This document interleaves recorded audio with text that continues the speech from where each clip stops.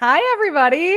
Welcome to this week's episode of Ask an Expert, or we do call it Hangin with Jon because we are joined here by the one and only Jon Holling. And if you are watching in live or watching the video on YouTube, you will notice that Jon is standing in the middle of what I can only imagine is a paddock or a field. And that is due to the fact that he's having some internet struggles today. So, Jon, thank you so much for joining us, even though you are standing outside just holding your phone. Yeah, I'm sorry, guys. I think this is the second time in a row this has happened. We get these Florida storms in the afternoon, and all of a sudden, I think actually what happens is everybody goes inside and gets on the internet, and then my internet doesn't work, and I want to strangle them all because you guys are way more important than whatever video they're streaming. Yeah, well, that's the technical I guess reasoning for this is definitely that everybody is on the internet. I'm sure that's what's causing it. Yeah, totally. Um Well, Jon, thank you so much for joining us despite the technical issues that we're experiencing. And I'm just excited to jump into the videos tonight. But before we do so, how are you doing? How's your week going in Ocala? It's great. It's hot. We sweat a lot. This is my my third t-shirt for today. Um, but it's good because it makes you feel alive and whatever you did wrong yesterday, you sweat out by 10 a.m. and you're ready to go. I love it. Well, that is the right attitude to have because having done the Ocala summer before, if you have a bad attitude about it, it can be really bad. Yeah, well, I always just remind myself that it's never been so sunny and hot that I've had to shovel sunshine off my sidewalk or plow my driveway from all the sun. So I'm good. Wow, I love that. That's actually Mhm. really wise of you.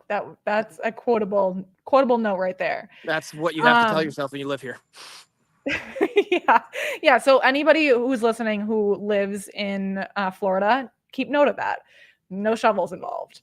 Okay, well, if you are listening, if you are attending live, as always, these member video reviews are not only for the people who submitted their videos, who we so appreciate, but also for the attendees. You can ask questions, even if it's not your video. We can get more clarification from Jon. And if it is your video, definitely feel free to chime in and chat and just shout out that it's your video, but also ask any follow-up questions that you may have. And without further ado, we can kind of jump into the videos. And we have 6 people submitted their videos tonight, and they are great videos, great questions. So I'm excited to dive right in. Jon, do you feel ready to go? I am so ready to go. Born ready, you Yeah, might say. I was born ready. That's right. Perfect. Well, we're going to start off strong tonight with a video from Keegan.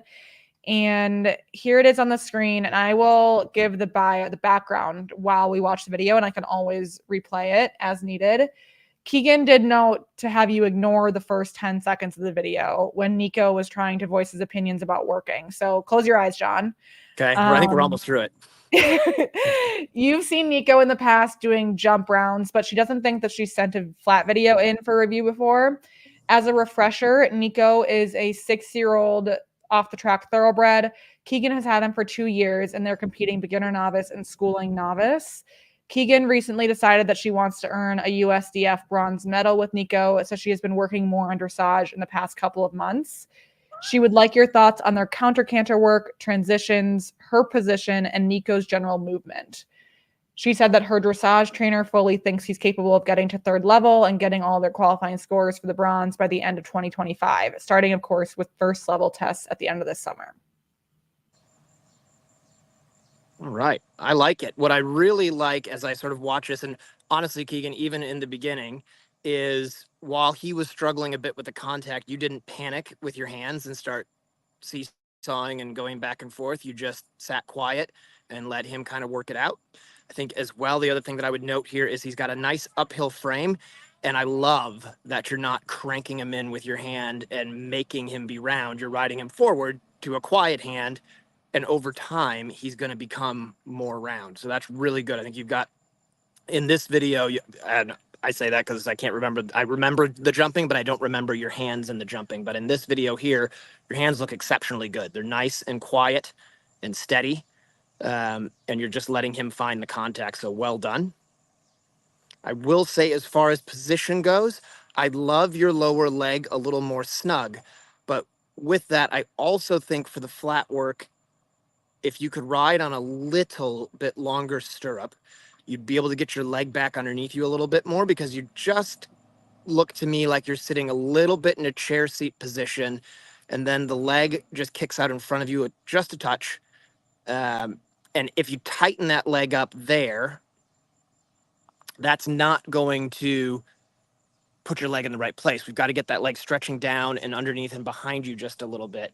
And that way, then you're going to be, if you're longer, then you're going to be able to sit more on the front of your pubic bone, less on your seat bones, and you'll be sitting in a better place with that leg more underneath you. So again, I always try to tell my students, you want to imagine that if you took the horse away, you would be able to stand, right? You wouldn't fall on your butt. And when I watch you ride, I feel like you would just probably tip backward and then catch yourself. So like as you watch this video here, and this is where seeing yourself ride is super important. If right here you just took that away, I feel like you would just probably fall backwards, and then you'd catch yourself because you're not terrible behind, but you gotta stretch that leg out underneath you. And then again, here you can see that lower leg just swinging that little bit. So if I'm being picky, it's about what's happening sort of from your hip down, a little longer stirrup, get that leg back underneath you, get more into your thigh. So you're using your whole leg to hold onto your horse. And I think that would help. But again, I love the hands. I love the contact and the connection here, and how you're not forcing him round and on the bit. Really good job. And what a lovely counter canter he has, right? Like you can see, yes, in the end, you're going to want him to be rounder up there, but he really has a quite a good balance. And I think your dressage instructor is right. Like I don't see any problem with second or third level on this horse. I think you're going to have a ton of fun. Yeah, it's impressive how far Nico has come over the last couple of years. Just seeing him progress, it's really amazing. Yeah, it's awesome. It's awesome. I love it. And I think it shows a good training pyramid here that again, I just can't stress it enough because I see it so often. You're not cranking them in. And I love that. Yeah. Well, Keegan, I know. Keegan noted in chat that this was their jump saddle. Finding a Okay. dressage saddle has been a struggle. Got it. And that's a bit my fault, Keegan, because I am on my iPhone, so I was worried you were going to say that, and I apologize. I can see, but with the dark breeches and the dark saddle and the dark boots, and sadly my eyes are getting bad. I wasn't positive which saddle you were in, but yeah, the jump saddle will do that. So the one thing I'll say there, though, if you're in a jump saddle on a shorter stirrup, then you need to bring your shoulders more forward. Okay. So you won't be sitting as upright on a shorter stirrup. Because if you think about like, okay, well, let's see, can I do this? Can I do this? If you're doing a squat, oh, my hand's in the way. Let me, okay, here you go. If you're doing a squat and you go to squat, you have to bring your shoulders forward to be able to not fall back, right? Does that make sense? Is that ridiculous? Kind of. But if you're in a squat, you lean forward, and it's the same thing when you have those shorter stirrups. You have to, on the shorter stirrup, you have to have your shoulders a little bit more forward and your seat out behind you a little bit more so that you stay centered over your stirrup. That makes perfect sense, and great demonstration there, John. We did get someone in chat, I'll leave them unnamed, was asking if you did CrossFit today. So I was planning to go after this, but I may not make it because of my internet struggles getting a late start. We'll see. That's what I'm dressed for, right? Hopefully you do. Well, you can do more squats while we do video reviews, just so you can, double the job. Got it. Okay. Wonderful job, Keegan and Nico. You guys look great. This next one up is Taylor. We have two Taylors in a row, but this is Taylor Timmerman. And a little bit of background on Taylor. She is 7 weeks postpartum. So she took her 20-year-old former prelim horse for a spin around novice. She's feeling better than anticipated at this point, but she had some disconnection between her seat and core. She's looking for tips to strengthen her core and tips around how to support a keen horse without shutting down or hollowing their back. She also said that they led this show after dressage, but came in third after a very fun cross country round that resulted in a few speed faults. So great job, Taylor. That's amazing. Yeah. Well done. I think it looks pretty darn good. And how many weeks postpartum are we? 7. That's super impressive. I wasn't that good 7 weeks after Jen had my son, or our son, so I'm impressed. So remind me the questions again, because I was watching the video and I was not paying attention because I do that sometimes. Yeah, and I apologize. The video keeps freezing for some reason. I'm just thrilled it's not my internet. No, it's not. Let me try this again. This video is not liking me right now. I might. Well, I saw it, reload so it. Okay. Well, I'm gonna give it back to you again. Okay. Let's see. Okay, so she is just asking for tips to strengthen her core and tips around how to support a keen horse without shutting down or hollowing their back. She said that she's had some disconnection between her seat and her core. Got it. Okay, so I'm gonna go like with homework before sort of the ride. So obviously,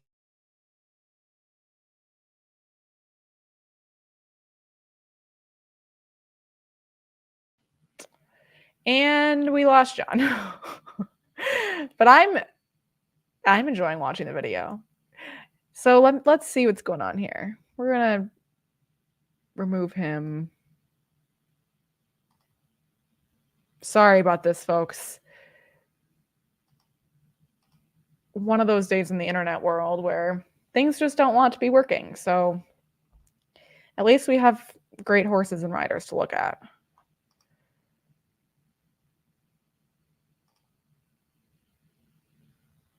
Hopefully John will be right back. I don't think anyone wants my opinion on these rides.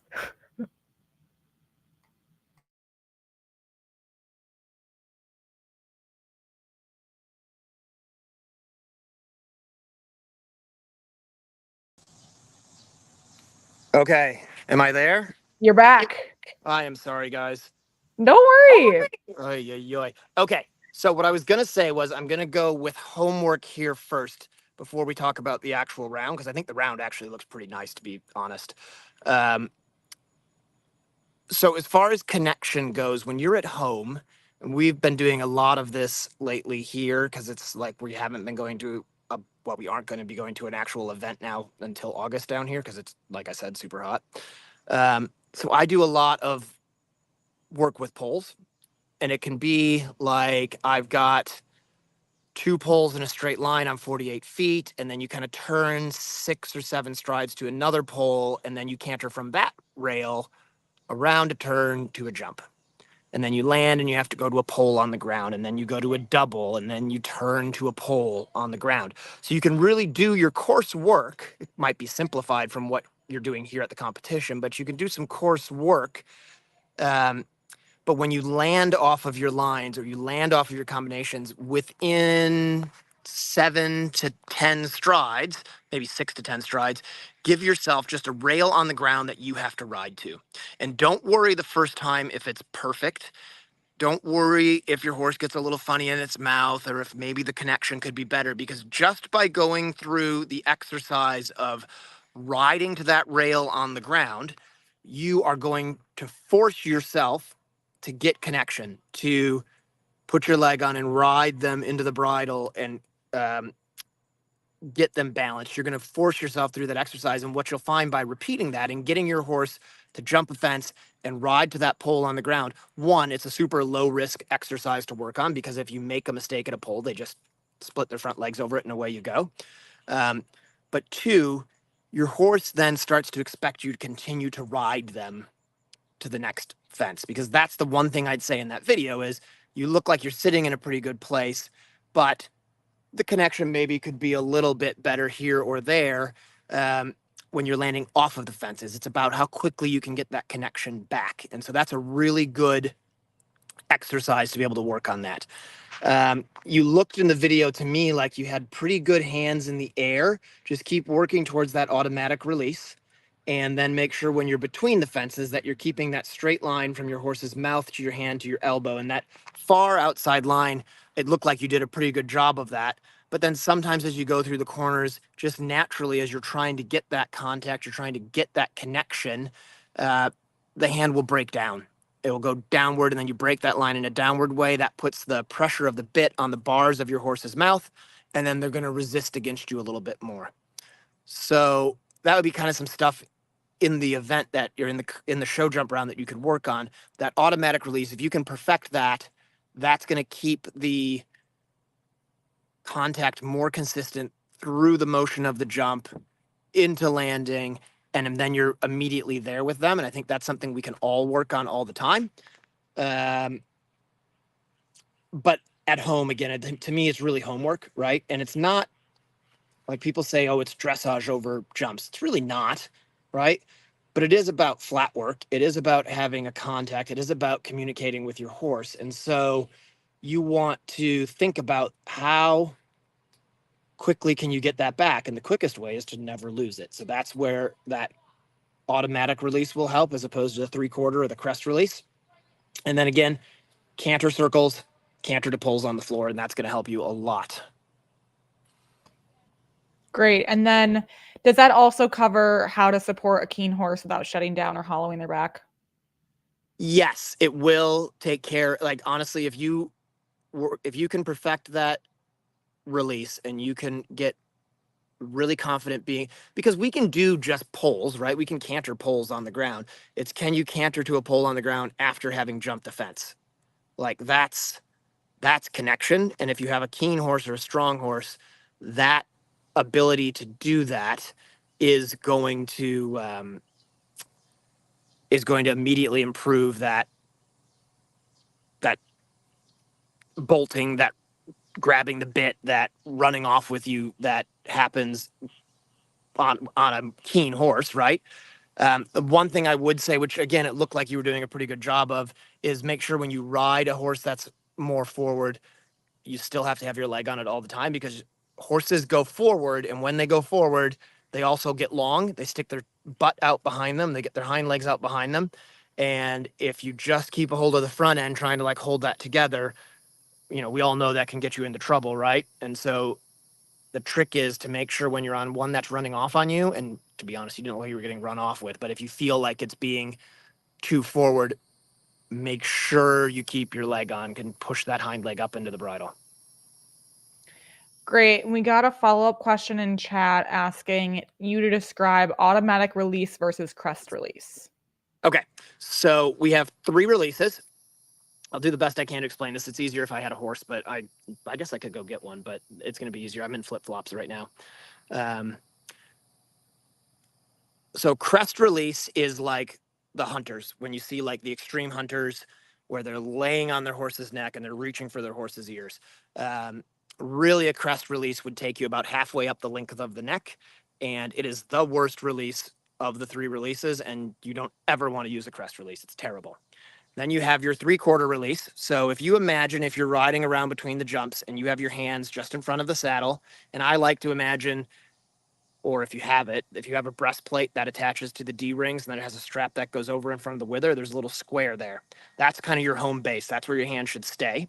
And when your horse jumps, your hands want to move forward maybe 4 to 6 inches. So they're just maybe 3 inches in front of that strap that goes in the front of over their neck on the breastplate, and you press into their neck. The problem, that's a good release, and we use that release a lot as we're learning. The problem with that release is that if you do it correctly and you push into the neck there just 4 to 6 inches ahead of where your hands normally would be if you were just riding on the flat, when your horse jumps, it does break the connection because your hand goes forward, your horse's head and neck comes down. And if you can imagine, I'm trying to see here, your hand is here. I'm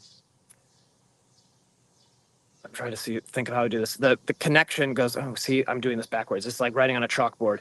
The line goes like that, right? It goes, and you break the line that way. So here's your horse's mouth, here's your hand, here's your elbow. So that connection gets broken going up into that 3/4 release. But it's still a good release because you're not laying on your horse's neck. An automatic release is the idea is you're able to keep a straight line from your elbow to your hand to your horse's mouth, which is what we all want to do. So in that automatic release, all you have to do is when your horse jumps, you move your hands forward and downward along your horse's shoulder, that shoulder blade that runs right down to where their neck connects. So where their neck attaches to their shoulder, you put your hands down that. And if you had, or if you could imagine having like an old hunt breastplate, those brown leather ones that were so trendy in the 90s and early 2000s with the big brass buckle, you'd be reaching down maybe 1/3 to 1/4 of the way, or 1/4 to 1/3 of the way towards that brass buckle with your hands. You still press your hand into your horse, right? So you're kind of squeezing them in with your hands. So you can still help balance yourself a little bit as needed with your hand. But now that hand is getting pulled towards your horse's mouth. You're able to maintain more of a Real suspense there. Oh no. Well, anybody attending live, Taylor's horse, she put in chat, his name is, I thought she put it in chat, wasn't it? Spirit, yeah, and he's only 15.3. He's so cute. Really, really beautiful horse. Well, if you are here and John's back, guys. I'm sorry. So funny story. One of the girls who works for me gave my number accidentally to an insurance company, who then sold it to every insurance company in the state of Florida, and they keep calling me. And for some reason, every time my phone gets a call, it drops you guys. You can, if you put do not disturb on, it shouldn't do that. I tried that, and then hold on, I'm gonna try. Okay. Last time I did that, it dropped you guys as well. Okay, am I still here? Yeah. Okay. Thank Amazing. God for you. Oh my Lord. Okay. So did the automatic release make sense? Did I go through that enough? Yeah, I think that made perfect sense. Okay. Yeah, thank you for explaining that. And okay. So this next one is another Taylor, but a different Taylor. This is Taylor Lemon, and this video is from this past weekend at their first ever recognized dressage show. They rode level 1 test 1 and level 1 test 3 twice, and he was so good. She said as a reminder, her horse is 5 years old and he's such a good pony. This video is of level 1 test 3 on the final day, and they were tired. This was their lowest scoring test, but the best video quality. So that's why she sent this one in. She would like some tips on how to develop a steadier contact. She is sure her hands are responsible for his periodic head waggle, so is wondering how she can work on that. What can she do to improve his stretchy trot when he's a horse who naturally carries himself much more up? What other feedback do you have for Taylor? Okay.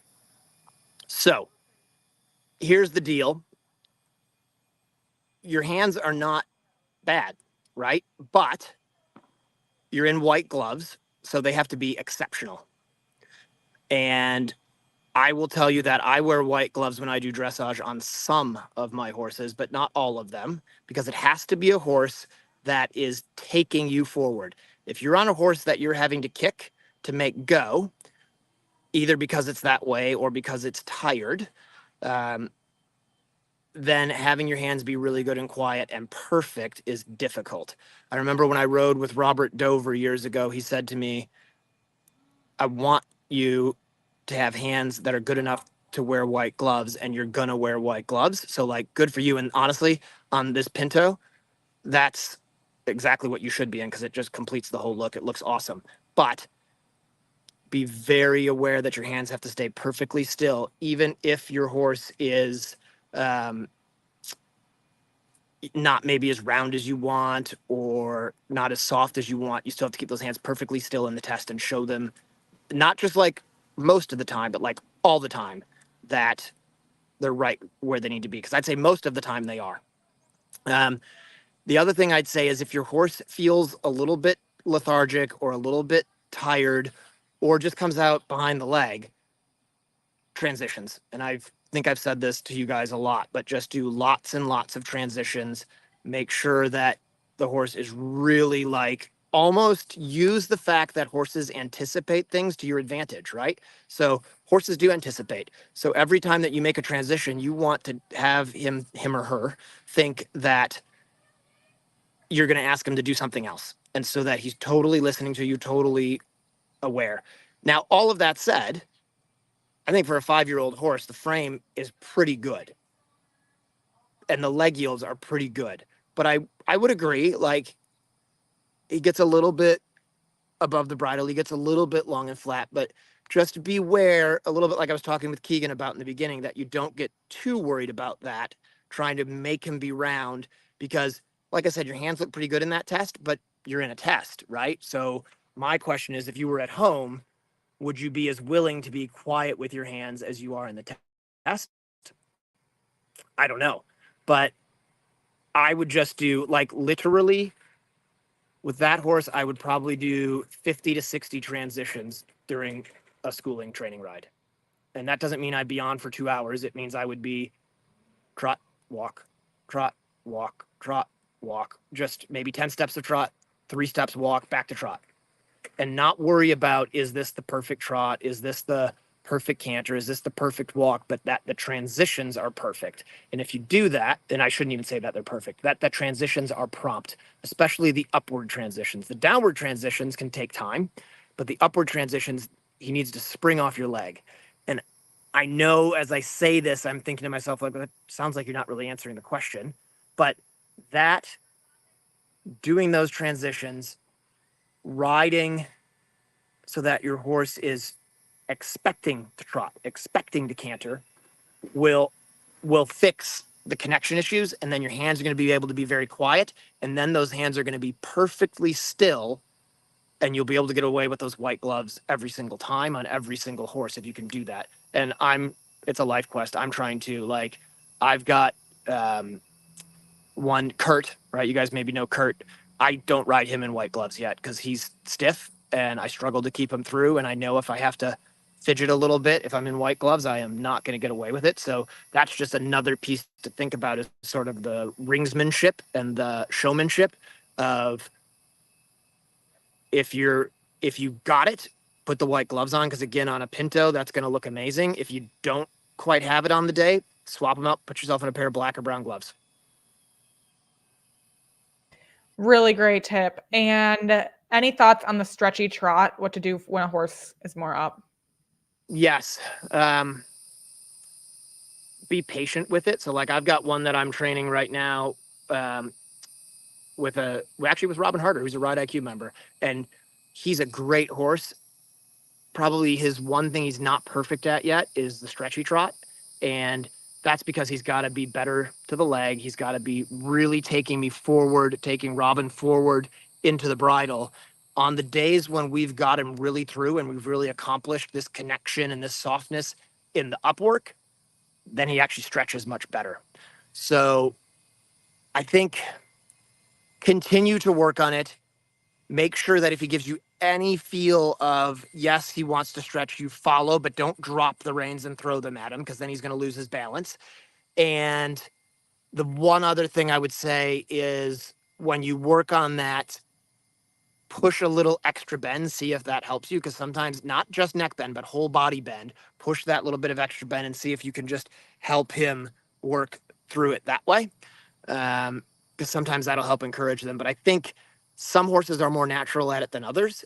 And to be honest, as a young horse, personally, I'd rather have one that was too up than one that wanted to be on its head and, like, just did like a perfect stretchy trot all the time. Like, my mare Zelda, she loves to stretch. So she actually doesn't get to stretch that much because she'll just trot around on her forehand all day long. So I'm constantly working her up. But I think it's a bit easier to have one that wants to be up, and that then in time you have to work down. The other thing you could do is make sure that you have a bit, and I don't know what bit you had in there, but make sure that you have a bit that your horse is very comfortable reaching into and taking a hold of. I will say this, and I'm going to sound a little sexist, and so you guys can just blow me up if you want to, but women tend to want their horses way lighter in their hand than men. And maybe the way that would be more appeasing to this group would say men like horses that are heavier than women. But I actually think a lot of the times the students that I help and that I teach, I have to encourage them to be willing to take more contact in their hand, to have the horses be a little heavier. I've ridden with a lot of dressage people, and they most of them have said to me, you want your horse to be pulling you around the ring a little bit. And I personally believe that that's pretty important. So make sure, it should be a good solid feel. And sort of the way I try to explain it to people is you want it to be like your horse is made of a big lump of clay. And if you think of if you were squeezing clay or holding a big wad of clay in your hand, it's heavy, it's dense, but it's soft and squishy. And that's what you want that contact to be. You want it to be solid. You want it to be consistent. You want it to be squishy, but it doesn't want to be light and floppy and loopy, noodly reins. It's a great, great analogy. I love that. Well, Taylor, I mean, you guys look so good. I always love seeing the videos, and keep up the great work, because It's a beautiful horse, huh? totally. So And beautiful. I actually, you know what? I taught a Pinto at a clinic up in Minnesota, and I kept calling it a paint, and I got corrected, and I should know better because I was in 4-H, and I know this, that paint is a breed, Pinto is a color. So that's what I was calling it Pinto. Did you notice? Well, if you haven't learned anything yet on this Ask an Expert, now you have for sure. Yes, Take yes, that I one got. home with you, folks. Uh-huh. Take that tip right to the bank. Well, Taylor, you and Marty look so good. So thank you for the video and submitting your wonderful questions. Next up is Amy.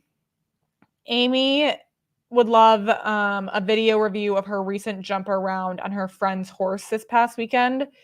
She's looking for any feedback or tips on how to improve her leg stability in the canter. And she asks for any other feedback on how to improve her riding and effectiveness of aids to help support her horse better. All right. Look at that sky.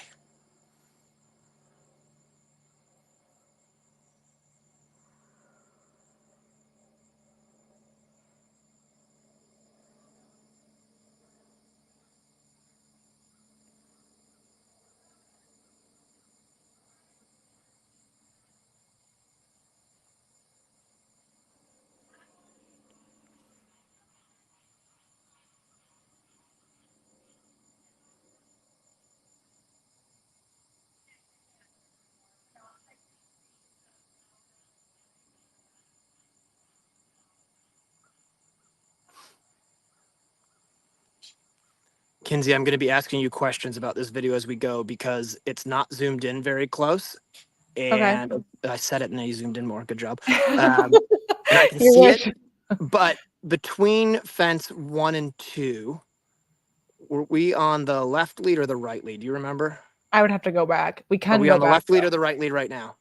Left lead. Left lead? Okay. So that's going to be something we're going to have to talk about because I think that's what happened between fence 1 and 2 as well. That was actually a very nice jump, though.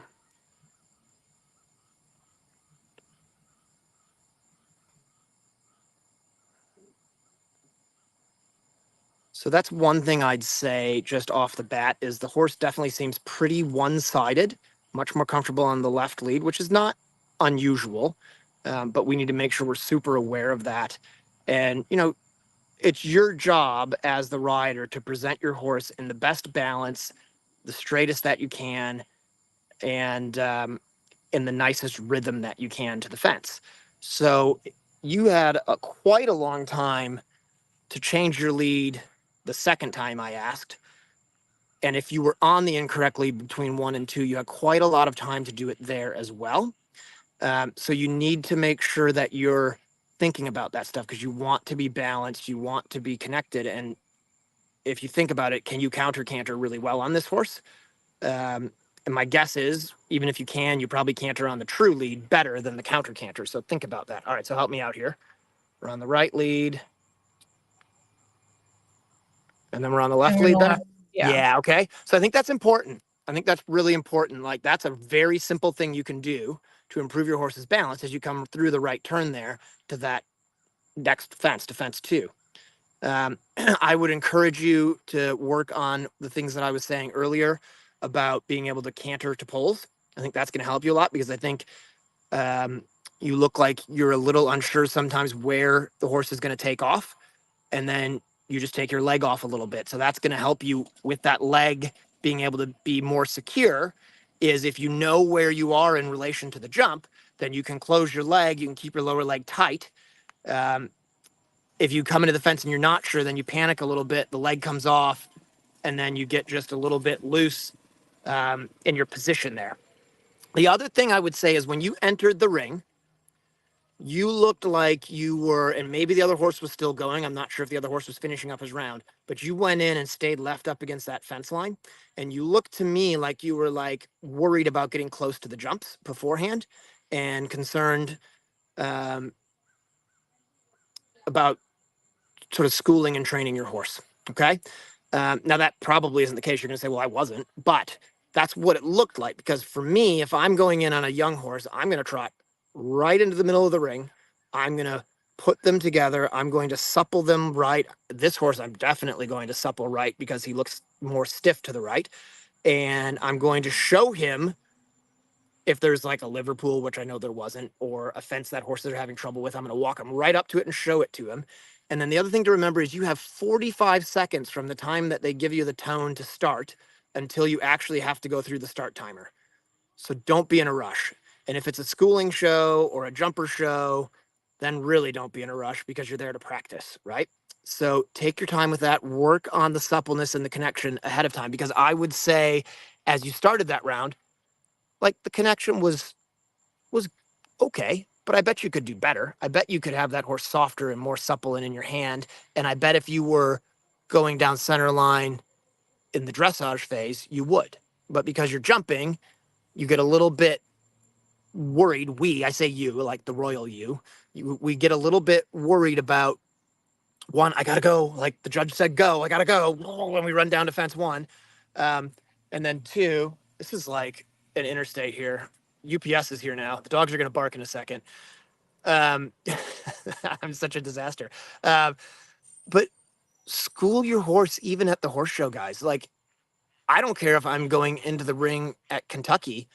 I'm going to trot in there and I'm going to have a plan. I'm going to trot some serpentines. I'm going to trot some circles. I'm going to pick up canter and make sure that I've got that nice connection that I want. And then the other thing in your position that I would say as far as tightening up your leg, I think actually you could have a shorter stirrup. Your stirrup looked like it was a bit long, and then your leg is kind of swimming underneath you. I think if you shorten that stirrup up a couple holes, maybe, that would tighten up that leg position. You still have to make sure you keep your weight pushed down into your heel, probably even more important then.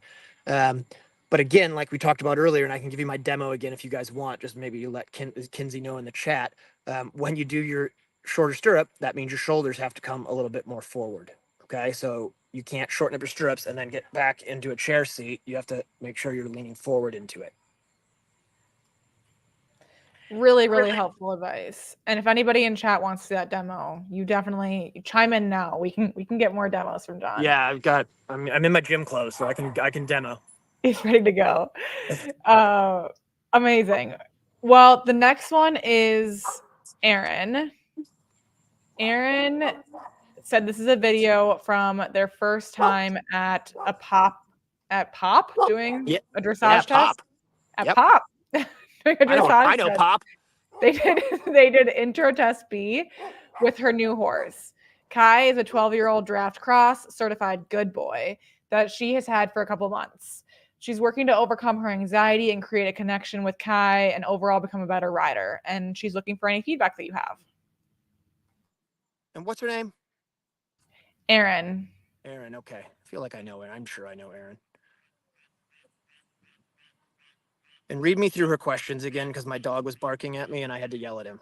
Yeah, so just overall, just looking for general feedback. The background she provided is that this is intro test B, and this is her horse Kai, who's a 12-year-old draft cross, who she's had for a couple months, and she's just working on overcoming anxiety and creating a connection with Kai. And his anxiety or Aaron's anxiety? I'm guessing her anxiety. Got it. Okay.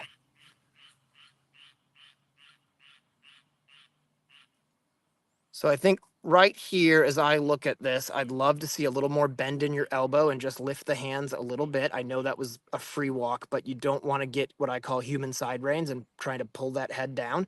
Just keep the hands up where they're supposed to be and be patient that it will all work out. Um, and then that was good there. It looked like maybe you trotted a little bit early. I think you probably trot in the corner there. Um, and I like the tempo. Like you could say here, gosh, that's a little bit slow.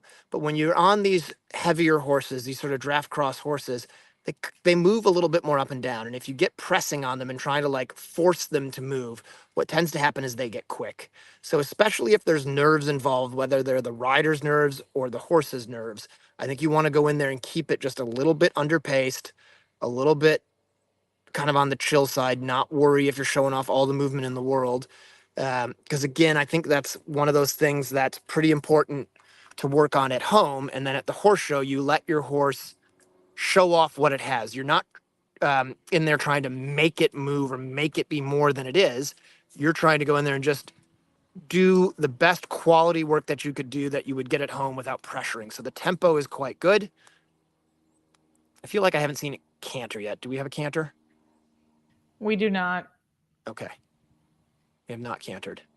But like that there on the circle is quite good. So that's the other thing I would say is um, when you're working with these greener horses, think about when you're schooling at home, working them more on the circle to push the bend to get them where you want, and then venture off and go up a straight side. And then when you lose it, go back onto your circle and push it back together and use that inside leg to push bend to get them to supple. And then again, go back out on the straight side. So often I think we tend to do one or the other. We're either like just trotting around the outside of the ring and around the rail and just letting it kind of happen to us, or we're like on the circle, militant, we're going to make this thing's head go down, darn it, and this is the way it's going to be. And then we don't go off of that circle ever. And then we wonder why when we get into a test, we can't go up the long side without losing the connection. So incorporate circles and straight sides to just keep trying to improve that contact. And again, I think just trying, especially when they bring their heads up, trying to keep that straight line from your elbow to your hand to their mouth. So if their head comes up, you actually have to lift your hand up as well. And that goes against all of your instincts, right? When your horses put their head up, what's the first thing we all do? Pull our hands down to pull their head down, even if we don't want to, which is what we do. So think about how you need to keep that bit up into the corners of your horse's mouth.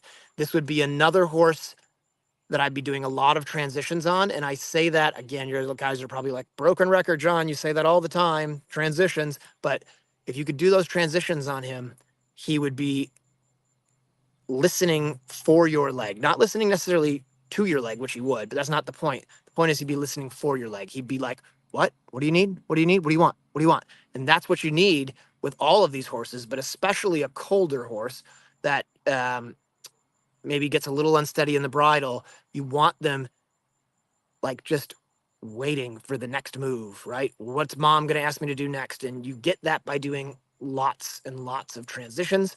So that'd be a big one that I'd be working on. Awesome. And Aaron, you and Kai are getting a lot of love in chat. People are loving Awesome. Kai. Okay, this next one is Sam, and we got 2 videos from Sam. So time permitting, we'll look at the second one, but we'll start with the first one, where this is like a virtual dressage show round that she's doing. And she would appreciate tips on how to get a fat barge to be more supple and off the forehand. And those were her words, not mine. She also said, what are some exercises she can utilize to get tall, dark, and stupid off her leg? Well, it doesn't look that big. She said her horse wants to fall in constantly. Right. Okay. Apologize. This is the wrong video. What? This is the second video. Okay, hold on. Read the second video, or go to the first video. This is.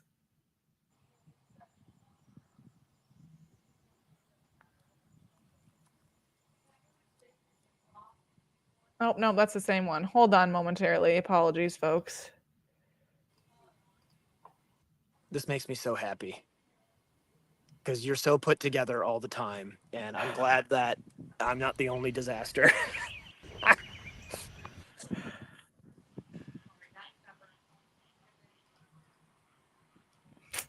Nope, this is the same one. Okay. Give me a second.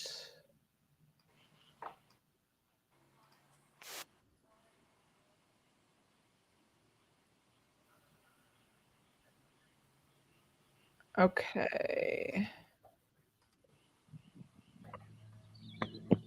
Can you see this? Yes. Okay.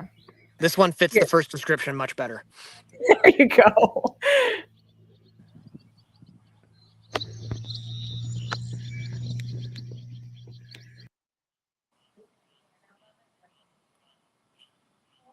All right.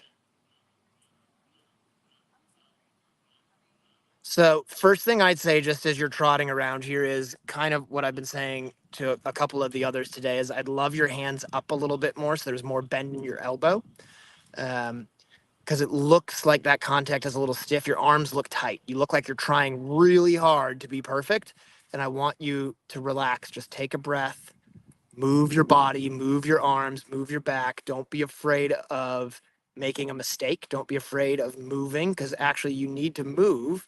That's much better there in the walk. Seat looks great in the walk. I love that.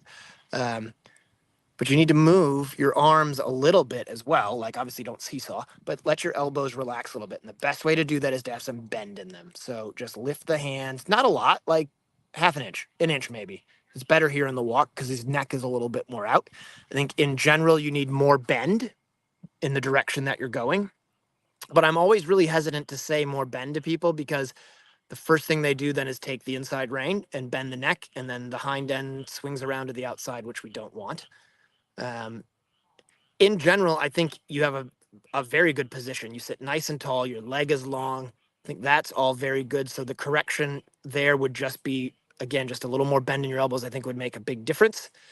And then think about your geometry of the test that you're riding. So, like when you come up that center line, I want you looking at the judge, staring them right in the eye.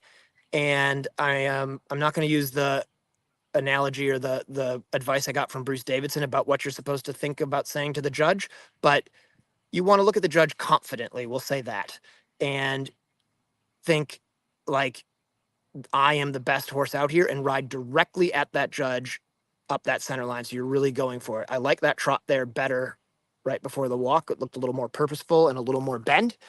Um, when you're riding your straight lines or you're riding your diagonals, be looking ahead to a point in the ring that you want to ride to so that you're not wobbling around, because this horse, and I will say the second video as well looked like it, they paddle a little bit, which is not a big deal, but when they paddle a little bit, then they also tend to get a little bit wobbly in their shoulders and in their body. They kind of slither around a little bit. So um, make sure, again, you're really focused on the points throughout the ring. When you ride a 20-meter circle, think of there's 4 points on that circle, right? Like if we did a 20-meter circle at A would be 1 point. 20 meters out on the center line would be 1 point, and then you'd have a spot on each side of the rail of the ring that you want to be riding to. And I think that would be super helpful for riding to those points, would help you be really accurate with those circles. So know your geometry.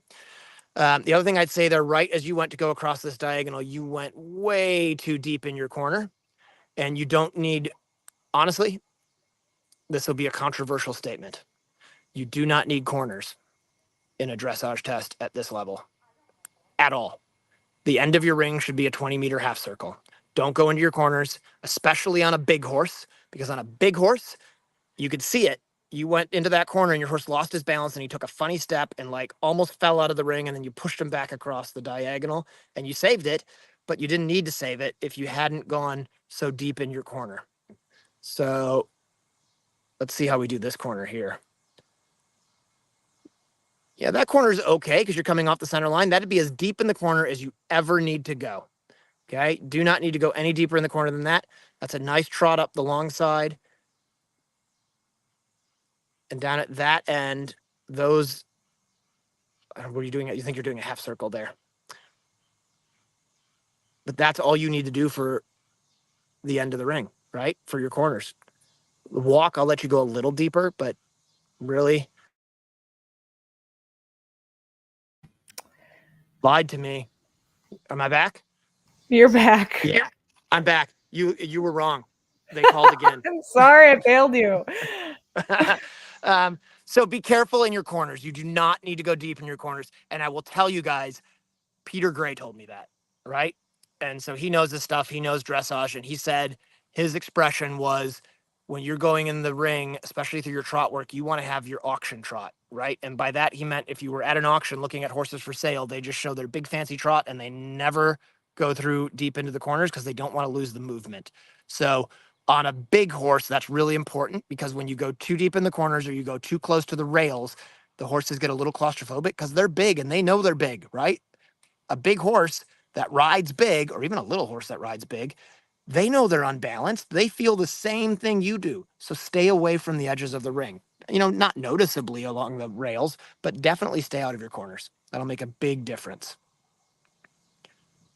But again, in general, I think all of the basics are here. I really like it. You've got a good seat, got a nice long leg. Hands could be a little closer together and a little more bend in your elbows. That would really be the biggest corrections I'd make on your position. And then I think it's just about being a little bit clever about how you utilize your corners and knowing where you're going in your test. Awesome. Love that.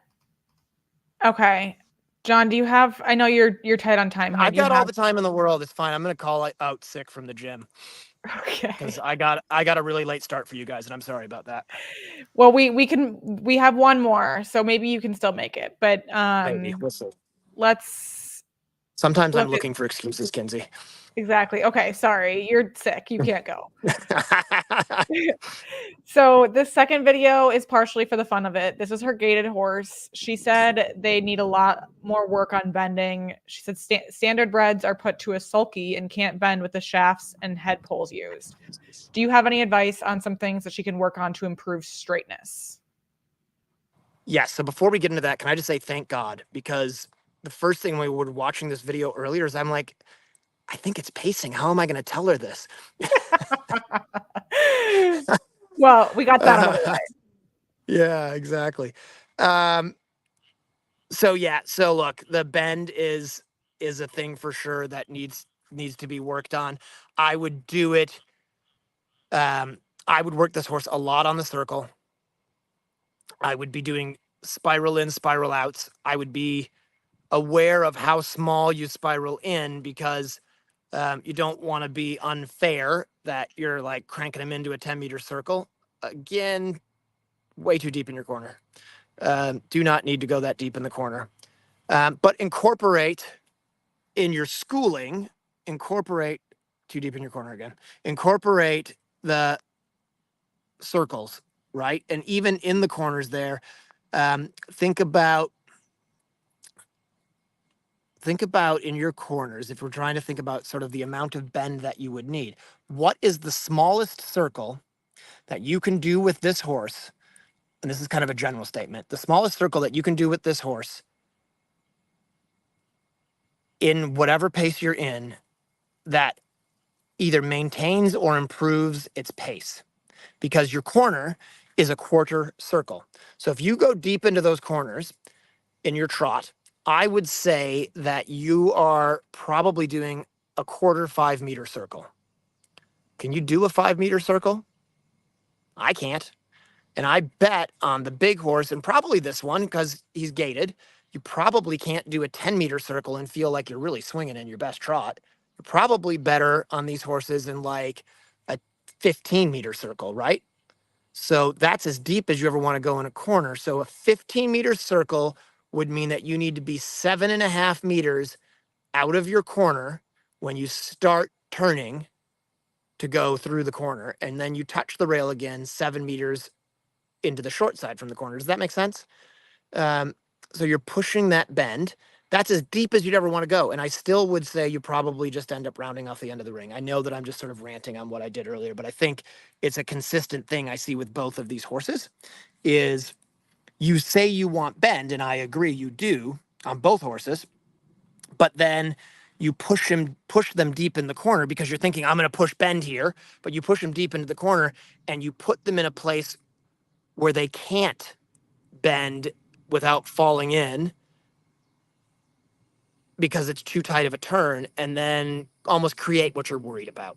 So be smoother, be very aware of geometry, and be easier on him through the ends of the ring so that you're not going so deep and putting that pressure of the rail. That rail of a dressage ring, even when it's show jump pulls like this, which by the way is a very good way to do it. So you did it there again, right? You can just see that. I'm sure you can see it when you're watching. It's like, oh God, he's right. Where you push him so deep into that corner, your horse almost like goes, oh gosh, there's a pole there, and then turns back across the diagonal. So just ease that pressure off. And I bet if you do that, I'm not going to over exaggerate. I bet 30 to 40% of your problems go away with the bend. Wow. That would be a big improvement. That would be great. Maybe I was exaggerating. I thought I wasn't. Maybe I was. We'll find out. Well, Sam, report back. Give us a percent. Yeah, please do. I love both of these horses. I love this. I had a standard bred. He was like a thoroughbred quarter horse standard bred cross. And he actually went to the Central American Games and for Puerto Rico and was an awesome horse. And they are tough as nails. Mine didn't pace, which is why he was able to go do that stuff. But they're really good, solid, awesome horses. Very, very cool. Sam has a bunch of really cool horses. She's always updating us on the Facebook community, which is great. Well, everyone, thank you so much. If you submitted a video, thank you so much. If you were attending live and contributing in chat, thank you so much. And if you're listening after the fact, thank you as well. But Jon, most of all, thank you. I know that was a stressful hour for you, just dealing with the technical issues, and you still brought all the energy and some really, really insightful feedback for everyone. So really appreciate you taking the time. I'm sorry about all that, guys, and I will try to get it fixed for the next one, I promise. No worries. I mean, it's entertaining for us, but I'm sure it's stressful for you, but we understand some of this stuff just is hard to avoid. But thank you for hanging out with us this evening and for always providing such helpful and positive feedback for everyone. Well, I enjoy doing it. It's a really good time. So thanks for having me again. Wonderful. Have a great